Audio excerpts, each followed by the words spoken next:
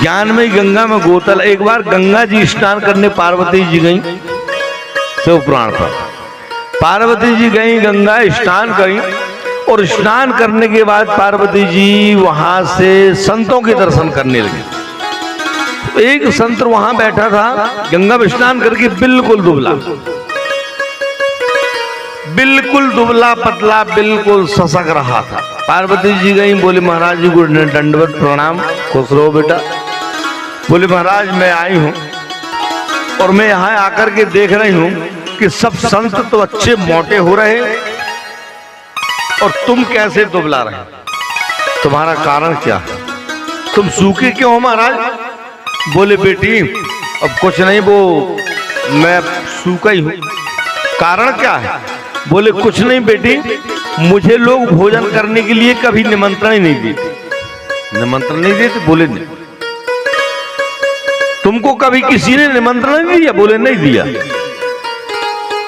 तो महाराज मैं निमंत्रण देती हूं, कल मेरे घर में आपका निमंत्रण है। जैसे हमारी लुटमरा में चल रहा ब्राह्मणों का निमंत्रण, अरे डेली आजो घर में, कलो घर में, कलो घर में, परसों घर में, घर घर चकाचक चल रहा है निमंत्रण। सब जा रहे हैं, देखो हंस रहे हैं, सब जा रहे हैं। इनके विदाई भी मिला था ना भोजन के बाद।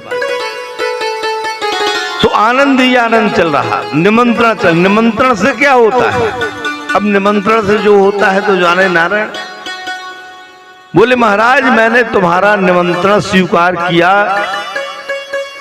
और तुम मेरा निमंत्रण स्वीकार करो। तो महाराज अगस्त जी कहने लगे तो बेटी तुम हमको निमंत्रण दे रही हो? बोले हाँ महाराज, कोई नहीं निमंत्रण दे रहा तो मैं तुमको निमंत्रण, कल मेरे पास में आ गई कैलाश। भोलेनाथ के पास गई, बोले पति से आज्ञा तो ले ले। भोलेनाथ कहने लगे क्या है मां?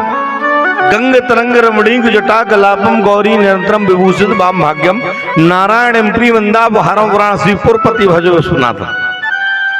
शक्ति क्या बात है? बोले मैंने निमंत्रण दिया एक महात्मा को, वो कल वो महात्मा आएगा तो कल उसको भोजन कराना। भोलेनाथ ने ध्यान लगाया, ध्यानोति गभ्यम। जैसे भोलेनाथ ने ध्यान लगाया, अरे बोले उमा तुम तो चक्कर में पड़ गए, काहे? तुमने बहुत गलत किया। काहे, क्या हो गया? अरे बोले तुमने ऐसे व्यक्ति को तुमने निमंत्रण दिया कि वो हमारे बस को भी काम नहीं। अब एक काम है, अब तुमने हमसे नहीं पूछा और बिन पूछा तुमने निमंत्रण दिया है तो तुम जानो, तुम्हारो काम जाने, हम तो जा रहे हैं। अरे बोले नहीं महाराज, बोले नहीं, वो जानती हूं महात्मा कौन है। अरे बोले बिल्कुल दुबला पतला बैठा, चार टुकड़ी खा ले है तो क्या हो जाएगा? अरे बोले चार का तुम खवा कर देख लेना। उमा कहने था तुम जाओ, हम खवा। हाँ भगवान कहने लगे हम नहीं। भोलेनाथ चलिए। और जाते जाते भोलेनाथ ने कहा उमा हिसाब से बच के होशियारी से काम करना, वो संत नहीं है महासंत है। अरे बोले कैसी बात कर रहे हो? मेरा फौज भी तो मुतका है, मेरी बहुएं दो ढो रिद्धि सिद्धि है, नातन संतोषी है, मेरा विभाग भी तो बहुत बड़ा है, छोटा मोटा विभाग नहीं है। ललिता रुक्मणी राधा काली महालक्ष्मी महासरस्वती महाशारदा सब तो मेरी सहेली हैं, सबको बुला लूंगी। अरे बोले वे कोई न दे है साथ, सब ओम नमो नारायण बोले। अरे बोले महाराज क्या बात कर रहे? बोले हाँ हम सही बता रहे हैं, तुम होशियारी से करना, काम मैं जा रहा हूं। बोले नाथ चलिए। उमा को रात में नींद नहीं आया। उमा ने सोचा मैंने निमंत्रण तो दे दिया है, हो सकता है बाबा जब ऐसे कह रहे तो बात सत्य होगी। उन्होंने रातों रात में सबको, नर्मदा को बुलाया, गंगा को बुलाया, यमुना को बुलाया, शारदा को, लक्ष्मी को, सरस्वती को, महाकाली को, रिद्धि को, सिद्धि को, सबको कैंप लगाया और मजबूत जहां तहां सब। अगस्त जी आ गए दरबार में। जैसे अगस्त जी आए तो इनने एक सोने के लोटे में जल सुंदर जल भर करके मैया ऐसी खड़ी महाराज जी। और जैसे महाराज जी आए सुनने, जोर से सांस लिए, ऐसा सब लोटा शायद अंदर, जल की तो बात नहीं, लोटा शायद। बस उमा ने समझ ली, यशोति मम व्याक्यम ते जनार्दम, मैं जान गया भोलेनाथ ठीक है। अब बैठे भोजन करने के लिए। अब रिद्धि सिद्धियों ने यूं हाथ करके बना बनाया भोजन गिर रहा है। अब 2-4 पुड़ी 10 पुड़ी ले जा करके, और कुछ ब्याज जी लिखते हैं कि 18 दिन तक भोजन निरंतर चलता रहा। बोले एक काम करो, अब सब मेहनत सब लग जाओ। तो सब ने खेप लगाया, जैसे कोई को लेंटर डलता है ना, जब टुकनिया की टुकनिया फेंकती है, ऐसे टुकनिया की टुकनिया भरवा और ले जाकर परस परस परास्त हो गई। 18 दिन तक कुछ नहीं बिगड़ा, भोजन होता जा रहा। अगस्त जी खाते जा रहे, अगस्त जी। अब मैया उमा की भौहें टेढ़ी हो गई। देवता एक नहीं, देवता सब बैठे अपने अपने धामों में देख रहे चमत्कार। 18वां दिन जब हो गया, बोले महाराज, बोले और ले आओ। तो रिद्धि सिद्धि कहने लगी, मैया अब हमारा शरीर तो कांपने लगा। नर्मदा गंगा कहने लगी, मैया अब हमारा शरीर भी कांपने लगा। उमा ने सोचा तब ही बाबा भगे थे। उमा क्रोध हो गई, लाल लाल भौहें, और जयंती का रूप, मंगला काली, भद्रकाली, कपालिनी, दुर्गा, क्षमा, शिवा, धात्री, सुधा, स्वाहा, नमस्ते। अरे वे तो महाकाली की बात है। आज की काली में कभी गुस्सा हो जा, देखे तुमने कोई दिन घर में जब रूप बना तो अगर तुम आ गए धोखा से, अरे देखो आज देख लो तुम, दिमाग काम न करे तुम्हारा। और उस समय मैया ने जब क्रोध किया, हे देवताओं याद रखो, यशोति मम कत्यायनी चा महामाये महायोगे धीश्वरी नंद गोप सुतम देवी पतितम में कुरुते। याद रखो, मैं सब गोपियों के साथ में कह रही हूं, अगर मेरी लाज कहीं गई, अगर महात्मा भूखा उठ गया, महात्मा ने नहीं कहा कि मैं मस्त हो गया, और अगर भूखा उठ गया महात्मा ने, तो हम देवी विभाग पूरा प्रलय कर देंगे, पुरुषों का संहार कर देंगे। अगर तुमको बचाना है तो बचा लो। है महाविष्णु महेश, जहां भी जो भी देवता, ध्यान से सुन लो, अगर हमारा विभाग हारा तो हम तुमको छोड़ेंगे नहीं। हाहाकार मच गया। भोलेनाथ के पास में नारद जी गए, बोले दादा बचा लो। बोले भैया हम तो नहीं बचा सकते, हम तो ऐसे महात्मा से 4 हाथ दी, हमने पहले ही कह दिया। शायद नारायण के पास जाओ, वही है छलिया, वो कोई ना कोई उपाय से तो बचा ले। दौड़ करके गए, नारायण बचाओ। नारायण ने कहा बचाना पड़ेगा। भगवान धीरे धीरे धीरे धीरे ब्राह्मण का रूप धारण करके भगवान धीरे धीरे, भैया मैंने सुना है 18 दिन से भंडारा चल रहा है, तो एक गरीब ब्राह्मण भी आ गया है, ब्राह्मण को भी भोजन दो। उमा कहने लगी एक ही को तो ठिकाना नहीं है, तुम कहां से आ गए, रुक जाओ। अरे बोले नहीं मैया तुम देव तो सुनो तो मैया। जैसे उन्होंने दोबारा मैया किया तो उमा ने देखा, बोले नारायण आ गए, अब काम बन जाएगा। नारायण बैठ गए। अब मैया ने सोची इनको भी परस दो। अब जो होना होगा। उस समय में 2-4 पुड़ियां लेकर के, छोटी छोटी चकोड़ी और सब्जी ला करके महाराज को दिया। जैसे 4 पुड़ी भगवान के पास में रखी गई, भगवान लाल हो गए। परसने वाली कौन है तू? तेरे पास में ज्ञान नहीं है? क्या हो गया महाराज? ऐसा परसा जाता है? कैसा परसा जाता? 4 पुड़ी क्यों परसे तूने? अरे तो महाराज 3 उठा। मैं एक बाप का हूं, 1 पुड़ी खाऊंगा। जो 10 बाप को हो 10 पुड़ी खाए। अगस्त जी कांप गए, बोले आज जी आ गए। इनके दो बात में दो दो दो दो दो दो जल्दी दो।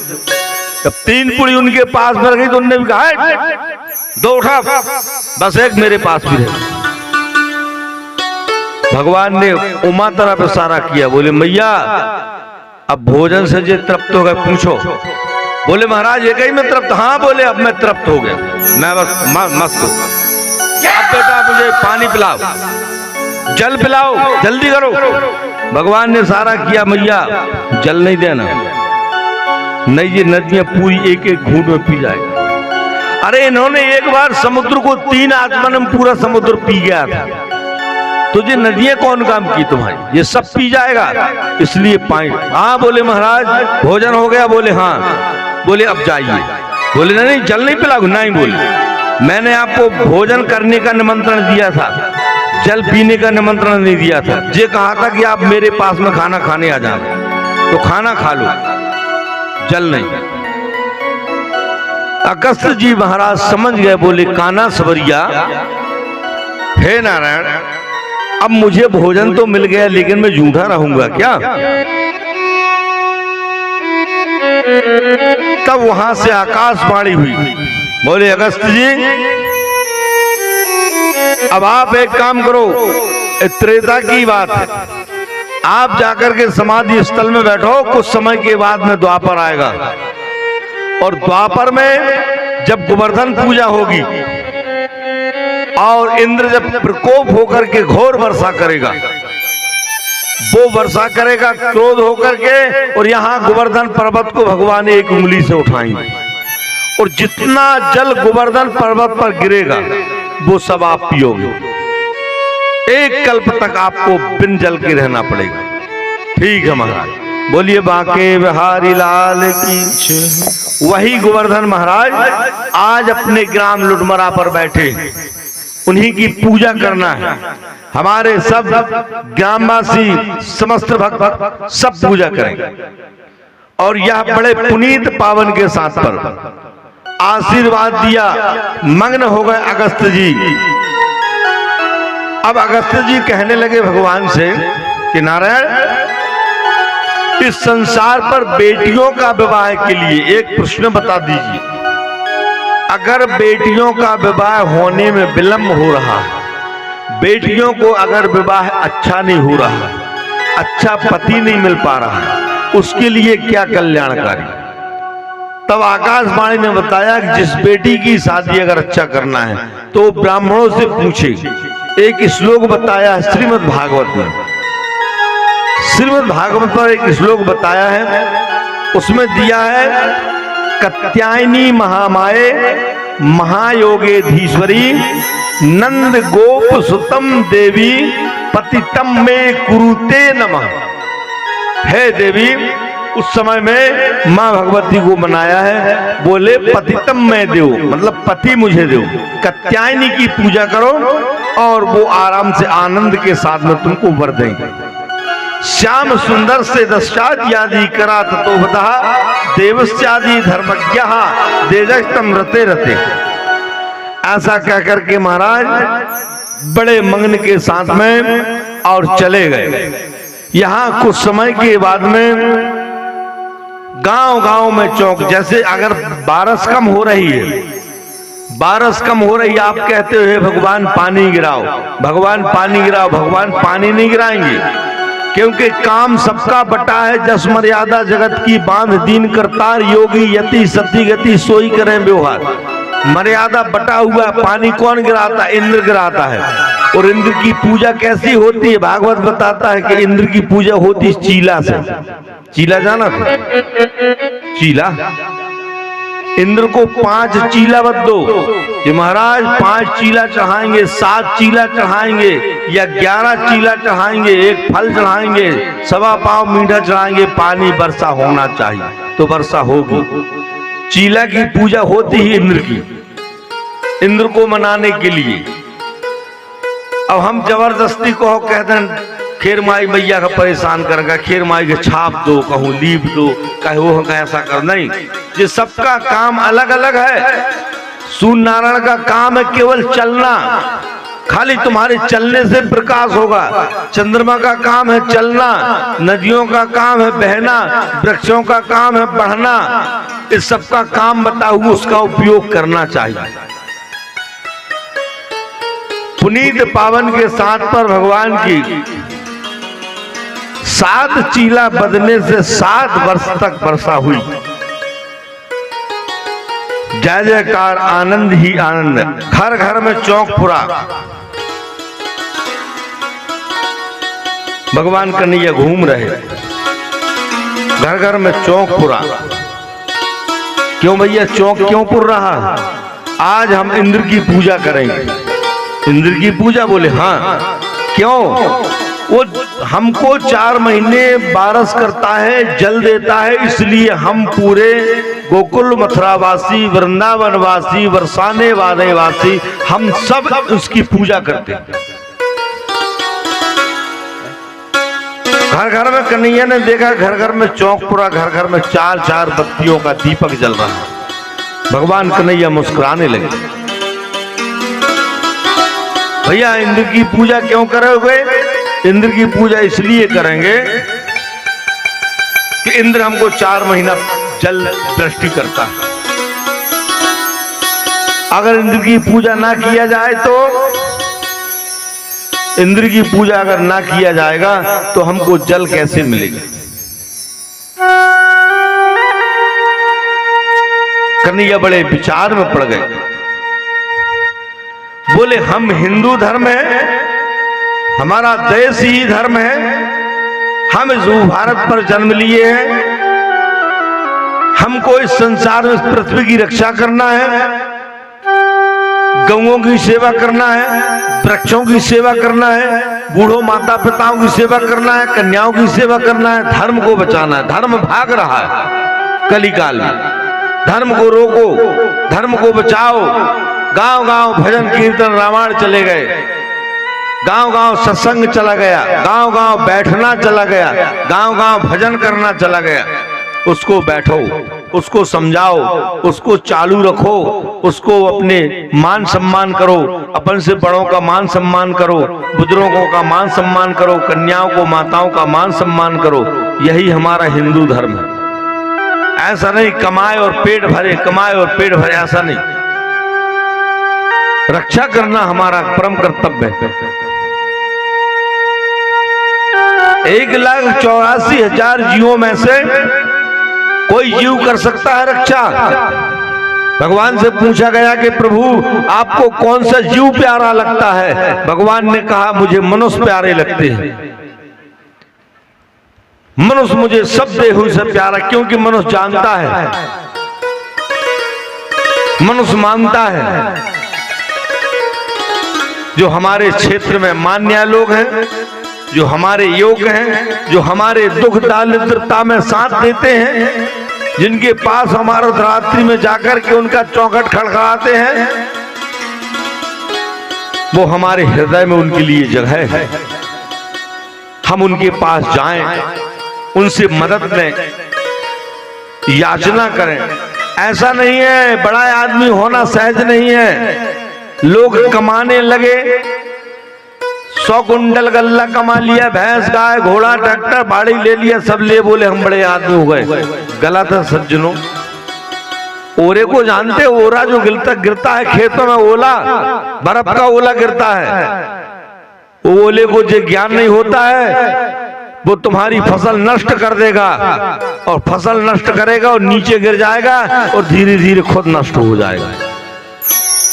नष्ट कर देगा, खुद नष्ट हो जाएगा। क्या मतलब निकला? अगर तू नष्ट कर देता, तू साबुत बचा रहता तो काम होता, लेकिन तू भी नष्ट हो जाएगा। बैठक बड़ी होना चाहिए, इज्जत बड़ी होना चाहिए, सम्मान बड़ा होना चाहिए, पहुंच बड़ी होना चाहिए, आश्रय बड़ा होना चाहिए, सम्मान बड़ा होना चाहिए, पहुंच बड़ी होना चाहिए, उसको बड़ा कहा गया है। ऐसा नहीं कि हमारे पास में धन आ गए बोले हम भी बड़े आदमी, नहीं। यही से हमारा देश पिछड़ रहा है। जो मान्य लोगों का मानता कम कर दिया हमारा भक्तों ने। क्यों कर दिया? अपने आप में थोड़ा सा धन कमा करके मानव ऐंठ गया, ऐंठने से सब बर्बाद कर लिया, ओला बन गया, खुद बर्बाद हो गया।